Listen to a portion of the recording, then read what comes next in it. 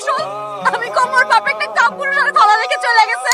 যতদিন রনি না ফিরে আইব ততদিন তোমার সন্তানের পরিচয় আমি দেব।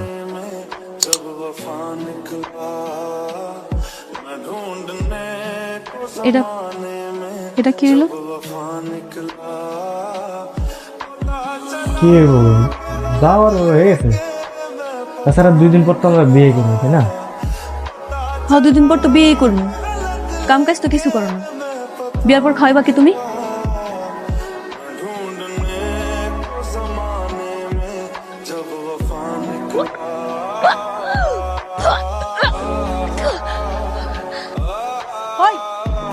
কি আর জানি শব্দ শুনলাম?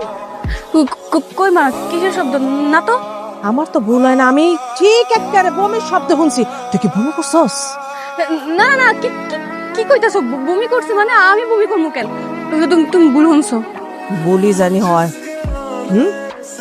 সাহেবের বাড়ি কামে যাইতাছি, খবরদার ঘর থেকে এক পাও বাইরে না, এক পাও না।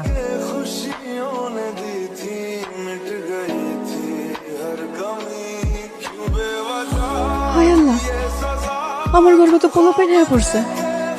এখন এখন আমার কি হইব? মানুষ জানা তো সাথে সিসি করবো, আমারে কলঙ্কিনী করবো। আমি কি করবো এখন? রনি, আমার রনির কাছে যাওয়া লাগবো। কালকে রাত থেকে রনিরে খুঁজে পাইতাছি না, আর কই যে গেছে আমার কিছু কুয়াও যায় না। কি কইতেছো?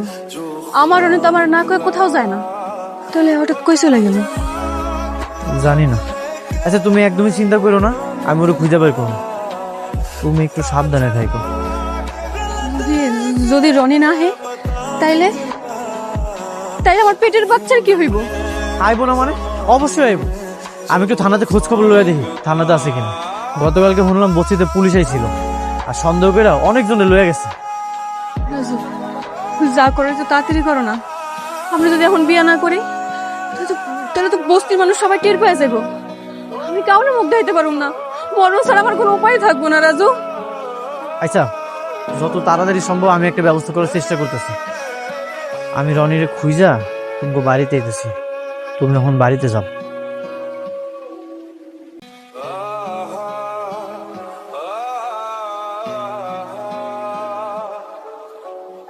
ভাই, এই রনি নামে কাউকে চিনেন? রনি নামে না তো, এই যে এই আশেপাশে যে থাকতো, দেখি নেই কখনো। চিনেন না? রনি কোথায় তুই? তোর তো ভীষণ দরকার বন্ধু, তোর সন্তানের পৃথিবীতে পরিচয় দিতে তোরই খুব দরকার। এখনো রনিরে খুঁজে পেলাম না, কই যে গেল? রাজু, রনি বাইসা আছে তো? কেন থাকবো না? সবসময় উল্লাপাল্লা কথা কও কেন তুমি? খারাপ স্বপ্ন দেখছিলাম, এরপর থেকে আর ঘুমাইতে পারি না, মাথার মধ্যে খালি উল্টা পাল্টাই ঘুরে।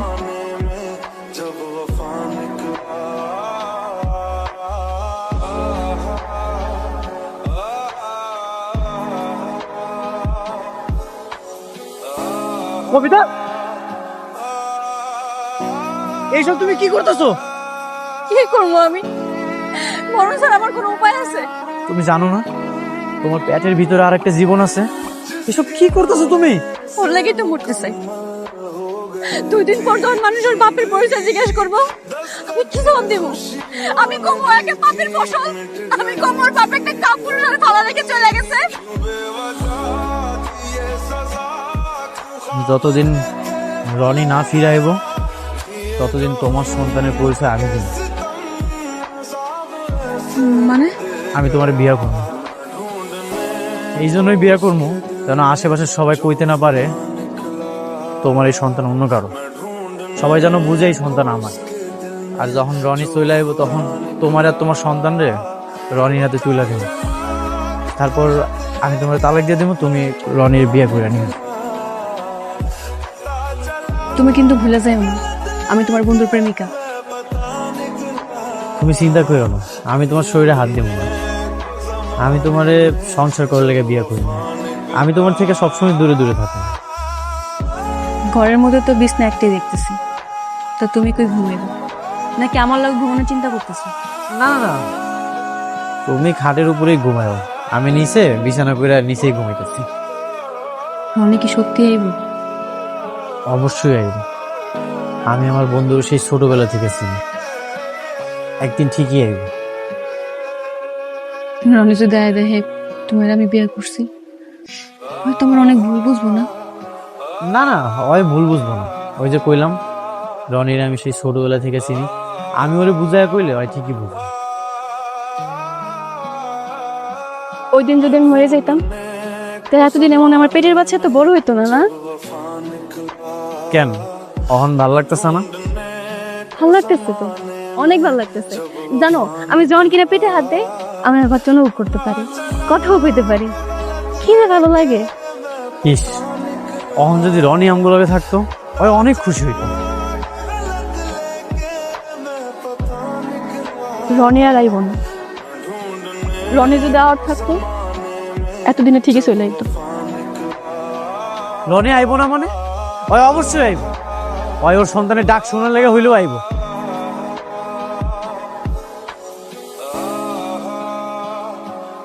কবিতা, ওইটা রনি না? ওটা তো রনি, আমার রনি।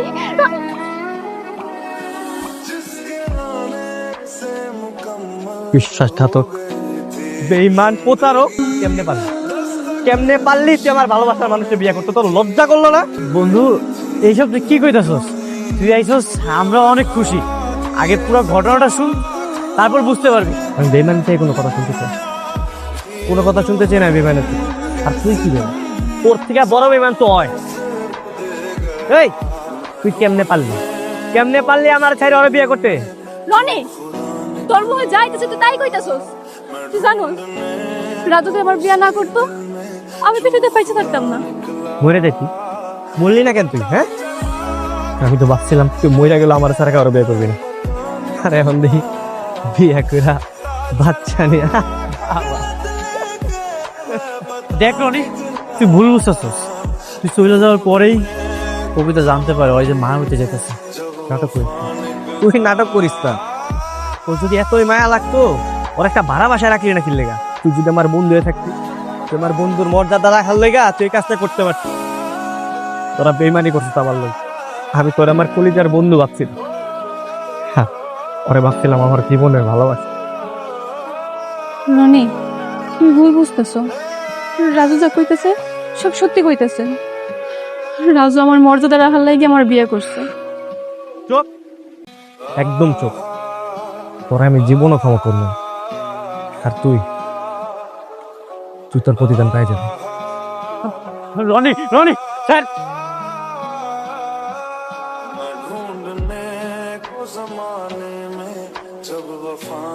কি হয়েছে? হ্যাঁ, কি হয়েছে বুঝিস না? কাউন্সিলরের নামে ষড়যন্ত্র করিস? তোর ঘরে কি আছে? কিছু না স্যার, এটা আমার ঘর না। তাহলে ওই ব্যাগটা কার? স্যার, এটা আমার ব্যাগ। এবার ব্যাগটা চেক করো। স্যার,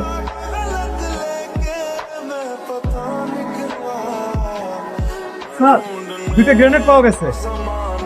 স্যার বিশ্বাস করেন, এগুলো আমার না। স্যার, এগুলো কে রাখছে আমি জানি না। স্যার বিশ্বাস করেন। স্যার, রনি কিচ্ছু করে নাই। ও এইসব কাজ কখনোই করতে পারে না। রনি আমার বন্ধু, ও এইসব কাজ করে নাই। সবকিছু আদালতে প্রমাণ হবে। এই, ওকে নিয়ে চলেন। স্যার, এই কাজটা একদম ঠিক করছ না। তোদের বিপদ অপেক্ষা করতেছে।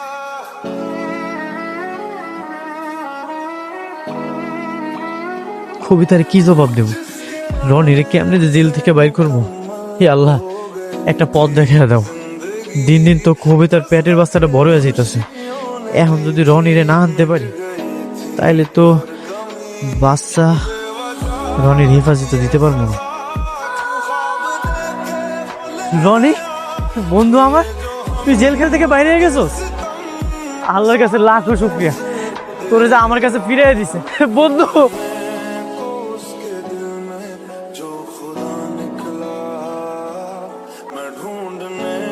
জানোয়ার, বেঈমান, তুই আমার জীবনটা এলোমেলো করে দিছ।